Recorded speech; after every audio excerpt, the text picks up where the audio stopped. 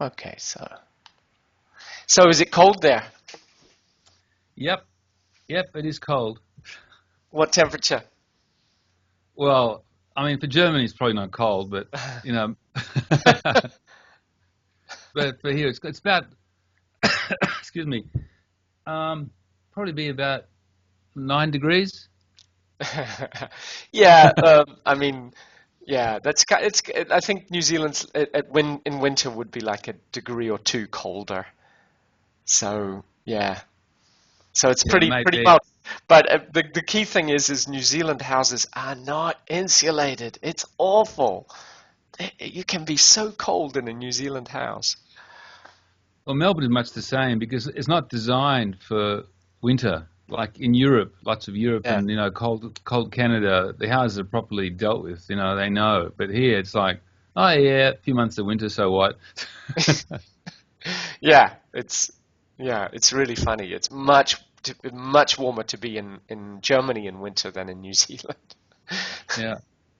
We had a woman just come back from Russia, and there's like -30 there, Yeah, and she was saying they always walk around in t-shirts in home. yeah, Well, here it's unheard of. I mean, who walks around in t-shirt in winter? I mean, it's like, come yeah. on. Yeah, I used to joke in New Zealand with my family. I said, they'd say, "Oh, it's so cold. It's 9 degrees," and I said, "Yeah, and it's 15 outside." Yeah. How much time do you have? Just being I'm practical. time-wise, I'm fine. Okay, great, great. And you? Um, Good. I'm flexible, and I wanted to mention something new. Um, New. Ooh, how uh, exciting. well, it is in a way. Mind you, it's all new at the moment. We'll see what happens. I am in contact with a very well connected Saudi guy that I've had dinner with a couple of times when I was in Saudi Arabia, and he was the head of the Human Resources Association for Saudi Arabia, head of human resources for the biggest mining company in Saudi Arabia. Um, and which is a big industry. If you didn't have the biggest company in the world, people don't know this, is not Apple, Saudi Aramco. Yeah, yeah, Yeah, they're big. I know they're big. I didn't know they were that big, but yeah, I know they're big. yeah, yeah. Yeah. So anyway, he's starting to get, as so often happens, he's starting to, when people get the idea behind Globish, whether they get the term or not, when they get the idea behind it, it's really like has a reaction within them, and so he's starting to really ask. I've been pursuing him every week. I send him a little WhatsApp, and so we're at the discussion of like, how could it look to do a pilot project within a company of which where the company language stops being English and is Globish instead, so that English and the domination by people using words like vis-a-vis, like I just did with you, Yeah. intentionally. Yeah. I would never do that, I only do it with colleagues. Um, Yeah. Doing that kind of thing as a power play would be explicitly excluded. Mm. And so he immediately, you can tell, he's like, oh, wow, finally, I know I have to talk with the world in English, and his English is relatively good. Mm. Um, and they desperately want to regain power. They want to hold on to their companies. They don't want to be dominated by outside, which they feel. Sure. Um, Sure. so that was all a big lead up to.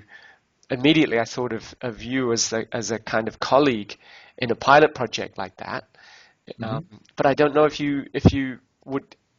This is way down the road. I don't know if your life and what you do would consider um, the potential of regular trips to Saudi Arabia. How long were the trips before? I mean, Oh, you don't know, obviously. No.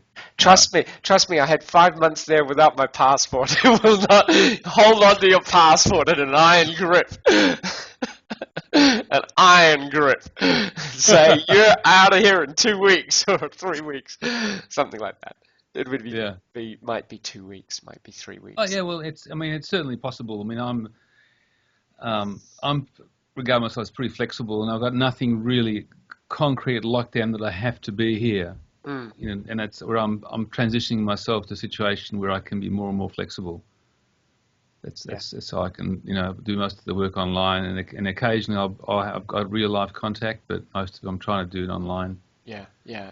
And they're very Saudi Arabia is very internet capable. They're some of the biggest users of YouTube in the world per capita.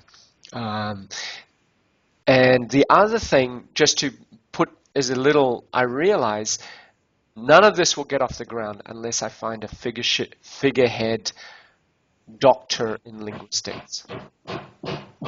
Oh, I see. I see the tradie. Here, the tradie. Yeah, yeah, it's coming to an end slowly, but anyway, it's there. Um, yeah, there is a woman in France, Dr. Rosalind Young. Uh-huh. I don't know if she's interested. I mean, she's at the retire stage, but Mm, she's very active still, and she's an awesome educator. mm. Um, and so there's one person I know offhand who'd be, depending on what was there. All, what it needs is, and I saw this in a huge, I worked in Saudi Arabia for a huge education training company. They had, I think, 600, no, it was more, six, at least, I think it was over 1,000 um, English as a second language teachers that they employed. And they were getting money hand over fist, Right.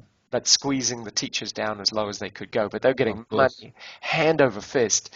Um, and the head of the company, not the head of the company, the figurehead of the company was a doctor in linguistics, a unbelievable alcoholic who left America under a major cloud of sex scandal, as I understand. Um, Scurried tail between his legs to Saudi Arabia, and was absolutely, to the end. But he had a title, and he had that academic background, and he led the way going into companies. He would go in, make the impressive presentation in his suit, and was just a joke, really, nearly, absolutely at the limit of what Saudi culture could possibly handle. He was drinking Yeah. as much as he Yeah. possibly could. Unbelievable, especially in Saudi. I mean, Oh yeah, there's a lot of drinking goes on, but you have to I keep know that, but under yeah, wraps. that's right. That's right. So this was an example where you know they don't know what they can't really very often they can't really assess for themselves. So they just go, let's get some. Oh, this person is from Harvard. They must know what they're talking about. I know that. That's right. I mean, A woman is qualification yeah. Sorry. qualifications count for some people. Yeah, yeah, absolutely, absolutely. Um, Having a woman is you have to think about that in a Saudi context. But so so she's like has a doctorate in linguistics or something like that. Yeah, yeah, yeah. Okay. And Yeah. she worked at the University of Besançon for a long time. What is that? So in France, University of Besançon, Oh, I don't know this. it's a town in France. Oh, I'll continue details if you're interested. Anyway, it's down the road. But I'm just saying she's got really good credentials. And there's another guy, but I mean, he's a pronunciation expert, mm-hmm. Piers Messam in England. P.S. How do you spell it? Could you write? Piers Messam, Messum. Oh, Piers M.E. Double Yeah, SUM. U.M. Okay, great. And He he messes them up. hmm? He messes them up bad. And he's a doctor too. Yeah, he's a doctor too. He's a serious. I mean, he's. I mean, both of them are really. I mean, solid, really solid. So they get it in the way that I have the impression, yeah, that they're not but when I say get it, it's because I said to my wife just before, I regard you as in a very small handful of people who the more I talk with you, the more it confirms my impression that you understand this thing called second language communication acquisition in the way that I do. Great. Okay. And you're in contact with, and he's like a doctor of Yeah, linguistics or something like similar. that's right. That's right. And He's you're in actually contact with both. absolutely. Yeah. They're the two doctors that I can think of. Actually, I know a few more, but less well. These two are. I mean, the only question with them would be whether they want to get interested. If they ever got interested and involved, I mean, awesome. That would give really good value. But it's a question because they're really selective and you know got their own stuff going on and blah blah blah. Anyway, down the road, see how you go. Yeah. Would you be able to connect me with them? Mm-hmm. Would that be possible? Yeah, it's possible. Like, or is that what would be good for you? I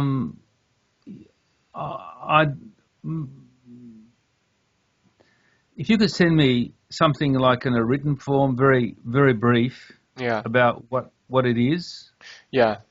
and so I'd be happier probably to just sort of flesh out whether they want to talk to you Mm. about this project, whether how they help you out, or I can put it in some way that they'll be they're like you turn into them for advice rather than you're not really you're not really wanting us enlist them, as it were, at the moment. You just want to suss them out.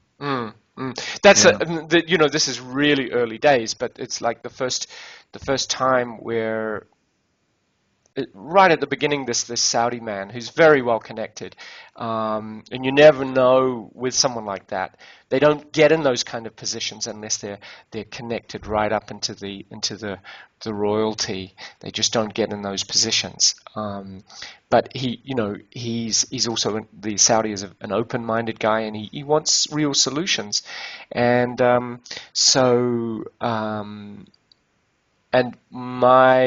I see there's a particular need.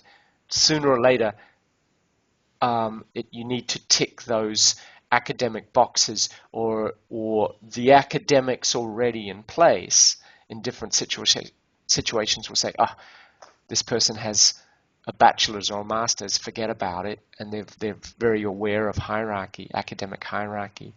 So you tick that box, and you say to somebody, you truly can be in that figurehead role and be rewarded appropriately for it. And whether you want to be more involved in terms of time or engagement or whatever is not necessarily the case. Yeah. Good. The other way, I'm just thinking, other way about it. There's they're both silent wave practitioners and both really highly regarded in the field. But they're just going on from there, because all the people in the silent way who are actually experts in it and actually well versed in it are not like me, but they get what learning is all about. I mean, they just get it. I mean, the silent way is the tool, it's a methodology, but underlying it all is a very, very solid understanding and inquisitive minds, very acute inquisitive minds about what it is we do to learn. Anyway, there's this organisation that a loose group of people got together. It's called Subtle. It's a what's a Yahoo group, whatever it is. I think it's a Yahoo group or Facebook. Anyway, Yahoo. Okay. I think anyway. What I can do is SUBTLE, of course. That's right. What I can do is another way. I'll put you on there anyway. I can invite you on there, and you can just have a look in there and see, and then it's another way of making contact. But anyway, we'll wait and see. I'll do that as well because you'll be interested. Great. I mean, it's really good, interesting stuff that comes up sometimes, And it is silent wave based, some of it, but a lot of it is more general. People talking about really interesting things to do with language learning, because all the people there they're interested in how people learn, basically. Right. So that's the fundamentals that come through. There's lots of issues within the silent wave fraternity because of what do we do with what we have. So that's one of the issues at the moment. Because there's a large body of Gatenio wrote books and books, I mean hundreds, and he's wrote a very sophisticated cosmology and science of education treatise that sits there, which underlies everything that's in the silent way. The silent way is only an exemplary of everything he's done. So the question is, at the moment really is what we're going to do with it all, because there are some really good practitioners, but most of them trained with him at the moment. There's a few coming through that haven't trained with us, the ones who trained with Gatenio, but not many. So it's a really, it's a bit like you're saying, there's a very few handful of people that you know. With the silent way, and it's a similar kind of issue. The people who get the silent way properly, there's not many of them. Because you have to have a certain take in, a certain kind of approach and openness and a vulnerability that you don't get that often. And so, anyway. Yeah, it's very, very interesting. This is great, and I've always, the small amount that I've looked at Silent Way, I've always thought, wow, that sounds, without having pursued it, that sounds like that's really on track. On track means, I realize very often I sound arrogant as hell, but there's more of reflection of ignorance than. It's just because you're in Germany. That the Germans are arrogant. Yeah, interesting. But it's a perception, the sort of really, anyway. I'm just saying, it's sort of like one of those generalizations people make. No, that's fine. That's fine. Well, the Aussies can be arrogant because we know they're going to be like number 3 in the world on the Olympic medal tally. I mean, Australia's always number 1 per capita for Olympic medals. Apart from Hungary, they're doing really well too. Always have done. Really, better than Australia. Hungary's got, I think, 11 million people, and they've got 4 gold medals. Yeah, but Australia's still. It's a bigger country, but it still gets. We've got twice the amount of people, and we've got 1 more gold medal. So far, okay. So far. Interesting. The Hungarians are also, they're one of the strongest water polo teams in the world. Always have been. Their soccer teams have been also pretty good. Anyway, let's not leave that alone. Yeah. Let's not. We're just going off another world here. Yeah. Good. Anyway. Good. Silent Way. You are giving me quite enough to realize I need to get much more serious about Silent Way, and I think you did point me towards connecting me with someone in France about doing courses, and I may have to do that. Not. It's like, I see what works, but actually to broaden it out. It's like all come from pretty much from my own experience, my own discoveries, and not really through the academic track at all, which I'm sure is the best way anyway. Well, most of mine it's the same with, even though I'm trained and qualified, virtually all I learned was outside of the qualifications. Yeah. So it's not, the qualifications are just, like a license. Yeah. It's not really anything serious. But I mean, the silent way, just to get an idea, because you're probably not aware, for example, the language courses, they're typically like 20-hour intensives. Yeah. The ones that we run in the past. So basically, it's a long weekend, and then you're done. Yeah. They got about 2 or 3 of them spread over months, whatever.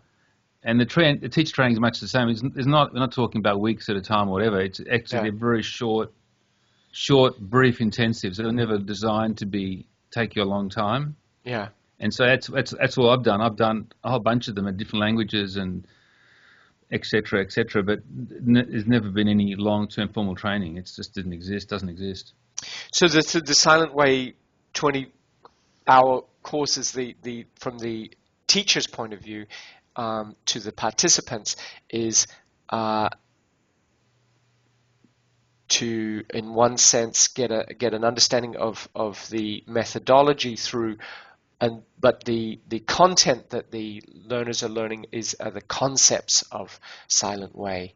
Or if you're learning a language, it's completely learning a language, right? For example, you're learning Chinese. And as a language teacher, as a language teacher, you take away a lot, because not only, you take away the method, you take away your own experience, and inside what happens is the thing that transformed me, because I was always, real reflective and into all kinds of stuff, and this thing made me look into myself in a way that nothing else ever had in terms of learning a language. It was just a whole new different experience. And so it's that experience that I had that transformed and made me commit to it, because I thought, wow, this is something incredible. I mean, my God. And so that it's the experience that, will get you to, because you obviously do what you've done, and you obviously got good insights, but it'll just give you another level of insights that you haven't come across, because the silent way is unique in that way. There's lots of silent way techniques and approaches have made their way into mainstream, and people talk in ways like this is, general, but in fact it comes from silent way. But the actual silent way experience is actually very unique. It's unlike anything, especially at the beginner levels. At the beginner levels, it's a completely different experience to anything else you would have done. And for the teacher training, I wouldn't advise doing anything like that until you've done at least one language 20-hour thing at the minimum, because otherwise it's just head stuff, it's like ideas. But once you get the experience, oh my God, then you base everything you're hearing and talking about on your own experience. And as you know, it's what you want. You want experiential learning. You don't want all this sort of intellectual claptrap going on, which sort of you're trying to tie it up somehow, but it's very actually difficult if you haven't had the experience. I just immediately caught. So, for example, you do a 20-hour weekend learning Chinese or whatever, and so to see what happens in those first 20 hours, and then do the teacher train. Yeah, so it makes total sense. That's right. You have to do. I mean, I'm not have to, but I'd strongly recommend that you don't do any teacher stuff training until you actually do a course, because even when you read the books will get you something, but it's just the experience. You know what it's like? It's just the experience. I mean, it's like an experience is worth, they say, 1,000 pictures or whatever. It's worth more than that. I mean, 20 hours. I mean, my God, you'll be transformed. Yeah. It sounds great. And in my own work, I know the first thing is to achieve a result. And again, I found if somebody walks into your room and you get ahead of the curve. Ahead of the curve means you start responding to them before they can start cognitively thinking about it. They start presenting at a much higher level of language. And the moment, I've written an article on this, kill the language learner. A bit dramatic, but kill the language learner means that mind, that I should send you the article, means the mind that thinks I'm learning a language. And you just get ahead of that, and somebody comes in and you respond to something that's relevant to them in that microsecond, and they start responding to it, and then you start dancing back and forth in conversation. Sometimes you surf that interaction for half an hour, and they're just responding because it's interesting enough. Their heart means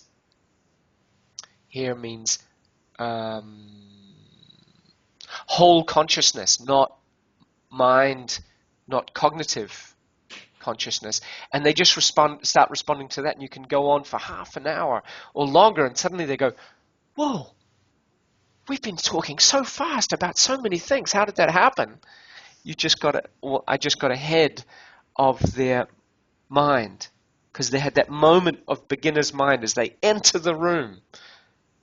They don't know completely what's going to be there, and you just get ahead of that. And I've seen that many, many times. I feel that relates to what you were just talking about. Absolutely, because really, a good silent way a good practice in silent way, or a good teacher, let's say, is somebody knows what they're doing. Basically, you are surfing. I mean, you're surfing on an edge of consciousness, Yes. and that's what makes it so exhilarating. Is the wrong word, but you have to be really present to the whole process as a teacher. Otherwise, what's happening becomes intellectual, and Yes.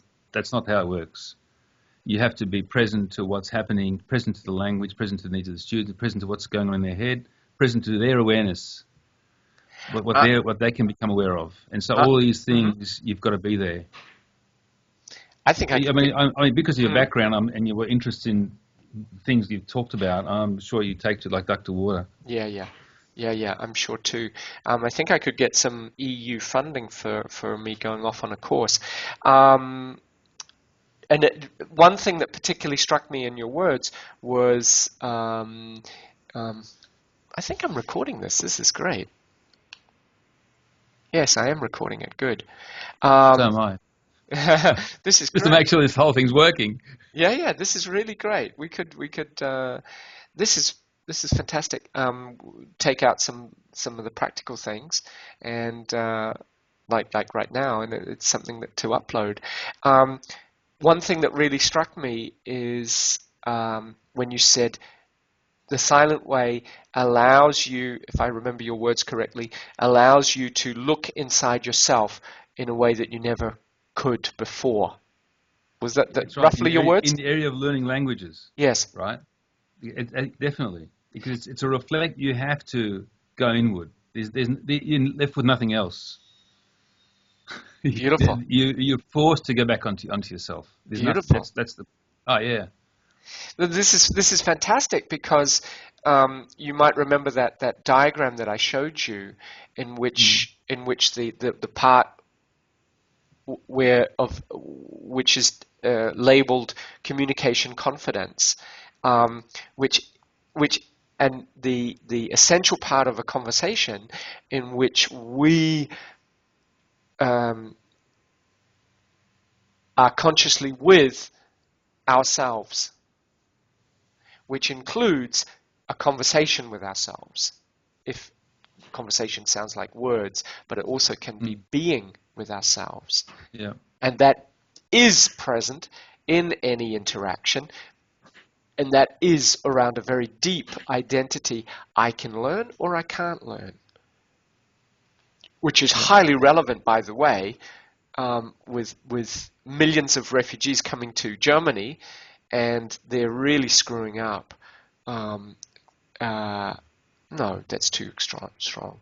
They're making a lot of very, very important mistakes, very often, of addressing the language needs of traumatized people. That the traumatized people and the okay, yeah, we'll give you the resources you need. Not always, that doesn't always happen. But even if they do with full-time courses, if the person is primarily traumatized, well, you know, you're going to have a really strong learning identity Right. for learning to overcome the trauma that you're immersed in.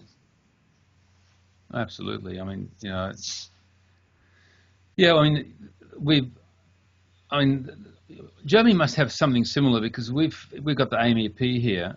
The what? Um, AMEP, the Adult Migrant Education Program, which Uh-huh. is the Australian um, government-run English language program for migrants. And one of the areas of the program is called the English language program for the survivors of torture and trauma. Mm. And so there's a very long history here of working with people who've come through a lot of shit, pardon the French. Yeah, yeah.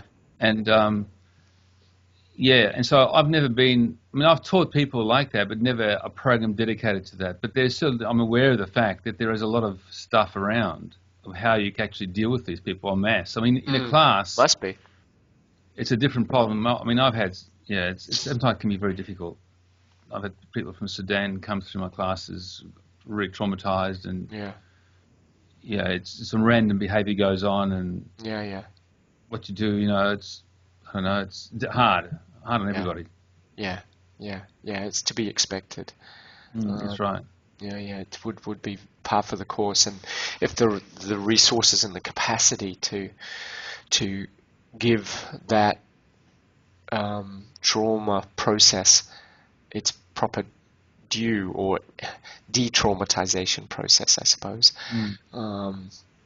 Yeah, so that's it. I've just That's very exciting. So would you say that the this self-awareness aspect with the silent way, is that the primary element, or how would you place it within the silent way? Well, put it this way, one of the fundamental sayings of Gatenyo Mhm. is that only awareness is educable. And so Wow. that drives everything in the silent way, everything. And I mean, once you understand obviously you've got to understand awareness, but I mean, a lot of people don't get it at all because obviously it's a term people bandy around. But yeah, so a function of the teacher is to capture the awareness of the learners in the class, and work in that space, in the space of awareness. Mhm. That's where you're working all the time. So the idea Wow. of concepts doesn't work. Oh, There's I no love it. concepts, just awareness. I'm like, you have no idea. I'm like dancing in the streets. Somebody understands. Yeah, I know. I told you. I mean, it's saying it's just an amazing, and that's why I've stuck with it for so many years. And the ones that get that, that's why they stick with it because it's transformative. Yeah. As it's for a teacher, for learners, for everybody. It's just sort of once you get that's what you need to work with all the time. There's nothing else to work with. It's just Yeah. awareness. Yeah. And So yeah. I mean, this is huge. And then there's a question that comes up certainly in a I'll just say it differently, in different national contexts, that it seems to me we all have an awareness of awareness. However, people vary in their access to that. We all, absolutely. and so how explicitly or implicitly can you work with it? And in my own work, even in a German context, there's a whole group of people that I work with who you can be very explicit about talking about awareness, and for others, it can feel very vague, and you can work with it as a teacher, be very clear what you're doing, but for the learner, it you it's less successful to talk about it explicitly. Mm. What's your Well, experience that's with right. that? Well, absolutely, absolutely. I mean, the notion of your awareness, the awareness of your awareness, is something that goes right through again the silent way, because that basically is what learning is all about. That and how you, I very seldom talk about it. The only times I've ever talked about that with anybody really has been with um, teachers I've trained in the silent way, and there I've got into that level of depth because I mean awareness is something that people can they have different levels of understanding, and it's a lot of the time they can come to it at a certain level, but when you start banning a term around like your awareness of your awareness, it basically becomes like a gobbledygook for most. I mean, everybody. For people who train the silent way, it's core It's terminology. obvious. Yeah. Core. This is the heart of my own approach. That is why I call it be in English, Yeah. for that very reason. Yeah. So it'd be Because interesting how actually can to you see you be? functioning. Yes, what? It'd be interesting to see you actually functioning, to see what you've made with it, because I mean, I know. I mean, any silent way teacher that I look at, I mean, I know what they're doing, and I can relate to it. And there's a commonality there that we have that with you, you've come to from a complete different side, which is interesting to see what you've done with it. I mean, it's like because I can hear what you're saying. I mean, you've obviously come to a very similar kind of understanding, and how you sort of put that into action is interesting because in the silent way there are tools, there are methods, there are at the higher levels it becomes a bit more interesting because at the higher levels um, people come into my class and they're all sort of, oh my God, what are you doing? It's amazing. But that's it. They can't. They got no words to describe the experience, and unless they're experienced in the approach that Right. underlies everything I've done, and most people aren't. So there's this thing, oh, I could never do that, and they Yeah, just walk away they completely. just think you're the miracle worker. It's right. It's right. It just sort of, what was that? Yeah. They just don't, and I can't even. I said, look, I've been doing this for so many years, and if you're interested, I can talk to you more about it. But they just get too freaked out and they just walk away and never come back. So I've got to the point where I don't let You're people come talking into my about class that you're often. talking about teachers, or Teachers, yeah, teachers. you really the teachers come in, they see what you're doing, and they just think you're the miracle worker and walk away. That's right. That's Oh it. my God. Oh my It's God. extraordinary. That's so, Um, ah. I personally, sorry, I'm going to little brief rant. I do not, I do not understand how a teacher can teach without the willingness to learn. I, uh, I know there are teachers like this around the world, but personally, I cannot understand how you can be in that highly uh, privileged, special dynamic with someone willing to learn. And what else should we be doing as teachers than to model learning? yeah, look, So we're at one. I know There's no, I'm just ranting. I'm just ranting a little bit. I know you know it. yeah, Um, yeah, but because we, of course, as a teacher, we're not learning the language of English, but we're learning. I'm now aware this is a three-person conversation with it being recorded. That's why I'm doing it this way. Um, so, because I know you know it, okay, but it's really yeah, key is the better we can model great humility and great willingness to learn. In our case, how can I be a better teacher? Because this is what drives both of us. We want to speak for myself. I suspect it's the same for you. We're quite mm, happy to keep learning to be a better teacher till we die, right? absolutely, Absolutely. spot on, And and spot on. when we're in that dynamic, our heart sings. We know we're in the right place. We know why we're put on this planet. And so that's our internal conversation with ourselves. While it looks like we're teaching somebody else, we're just learning.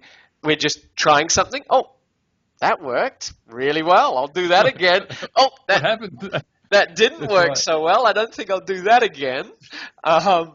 That's the internal process, and That's it's a right. delight. It's an utter joy, and but for the learner, I strongly suspect we're modeling learning, and we're modeling energetically to the learner how to learn.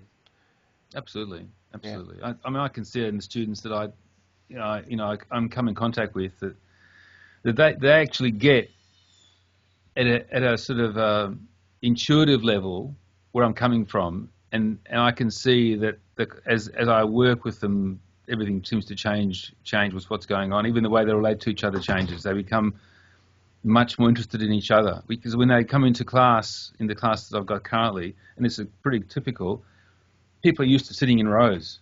right, You know, right. I that never thing. do And this. I just refuse to Yeah, do yeah, that. I mean, I have refused that ever since the day yeah, yeah, dot. And I said, it's not happening. I've yeah, even worked in lecture theatres, universities, and they all. I said, no, come down. So I yeah, sit on yeah, the yeah. floor Of by the course. lectern. Yeah, yeah, No, not happening. Sorry. yeah, yeah, yeah. So they learn Of to course. actually talk to each other, look at each other, and Yes, it's like, you're talking to them, not talking to me. Talk to them. yes, yes, yes. And slowly, and then, what did you say? And so slowly they get this notion that you have to pay attention to what you're saying, you have to pay attention to what you're listening to, and this is a communication we're talking about here. We're not talking about speaking English. We're talking about communicating. That's what we're talking about. And so it's just that one thing, and there's many things, but that's just that one thing is important to get. And once they get it, you can see the class changes Yeah, completely, yeah, yeah, yeah. completely different atmosphere, dynamics. That's one of the things teachers pick up on. The dynamics are so different in the class that people are actually having fun, enjoying with each other, which is not a typical class. You're not meant to enjoy each other. They're meant to be learning, studying English. Yeah. And but the point is, we are human beings. That's beautiful. I'm just soaking up your words, and it's completely my own experience. And I shake up the classroom dynamics in the same way I go down into people's personal space. It also changes that. By the way, there's science about that. You get within a meter and a half, and the brain waves start to resonate. And I've seen it in my learning of German when I'm with my my lovely elderly German teacher. My German goes up. I can just see it in real time, and that's, in my view, a direct effect of her attention to the meta level, to how I'm communicating, not what I'm saying in German, but how I say it. And that attention has a real effect. I've seen it on myself, quite no doubt about it. And the same thing in a classroom. We create effectively we create a space where people can find themselves communicating at a surprisingly much higher level. Yeah, we need more. We see it, we prove it, and we need for this to expand. It needs pilot projects. It needs evidence that's indisputable. But I'm shocked that teachers don't have enough curiosity to say, "Damn it, what's he doing? I think this is learnable." Well, my experience has been that I think the teachers are taught so badly that they end up not having any confidence in what they're doing. So they end up latching onto some kind of technique or some kind of method that that was the in thing or whatever, and they latch onto that, and then they start to defend it because that's what it's sort of like it's what they have to justify to themselves what they're doing. So you get this defensive thing, and so that's the outcome of lack of confidence in what you do. So once you've got confidence, we can talk to each other, and I'm relaxed and with anybody, but I can see you are as well. You can talk about it and ask questions. It's not a problem. But a lot of people, you can't do that because they just become too defensive and just, So the younger teachers, my experience has been, you're more able to have an open discussion with them because they're much more inquisitive and they haven't set up their defenses. Yes. They're still open, they're still looking, they're still searching. But once they've actually found something and they're settled on some kind of system for themselves, my experience, because I've worked with teachers virtually all my life, it's been in my experience, and that's the way it seems to be wherever I've worked or who I've worked with, is that you get very few who are, even teacher trainers are the same. I've worked with teacher trainers exactly the same. They get stuck in their own crap, and then they can't talk about anything else but and defend what they're doing. So it's partly human condition, partly more than that, it's lack of confidence basically in yourself, in what you're doing, and end up defending it. So now this is I love what's emerging right now. Firstly, just for you, you're probably aware the quality of our conversation right now has changed, and what's emerged is that because we're talking about this, I call it communication confidence, which has two aspects.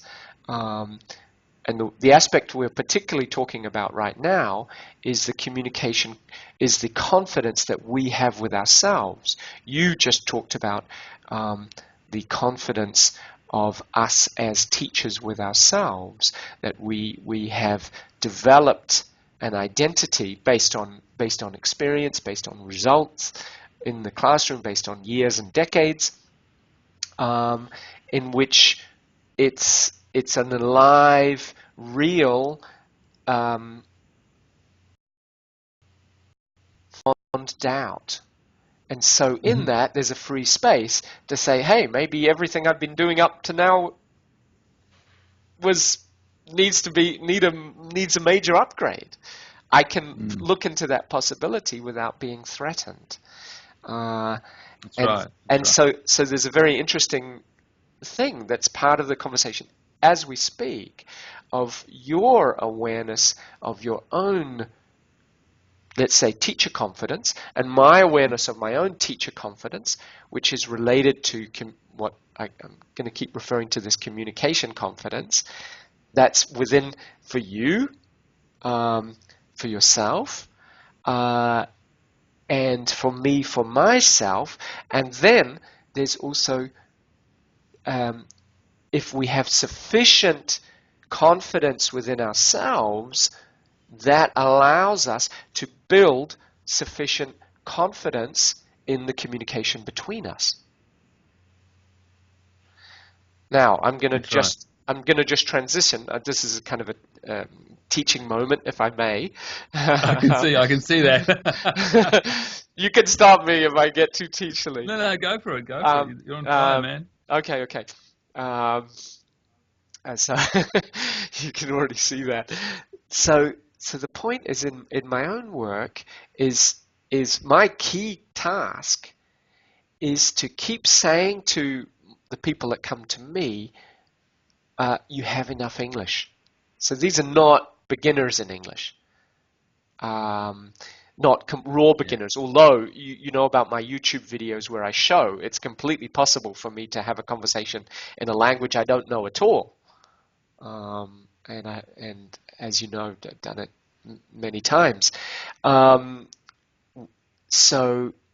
But is to take their English, which might be lower intermediate, upper intermediate, or often advanced, or often even very advanced, and to show them, feedback to them, look at the level of English that you have, but your own confidence within yourself has been damaged.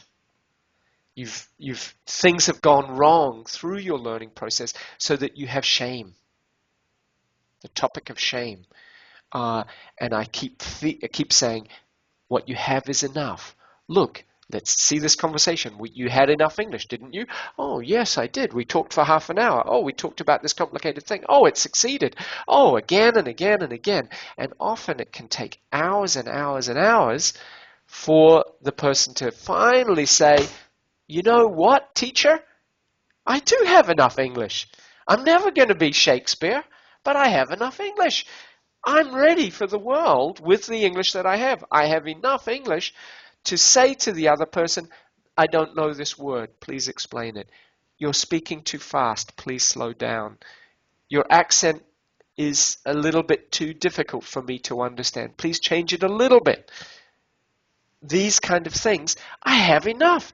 And so then they have the goal of all of my work is that they achieve this indestructible, beyond doubt, beyond confusion, self-identity of enough communication confidence in English. That's the goal. I call it bulletproof communication confidence. Yeah. End of teaching moment.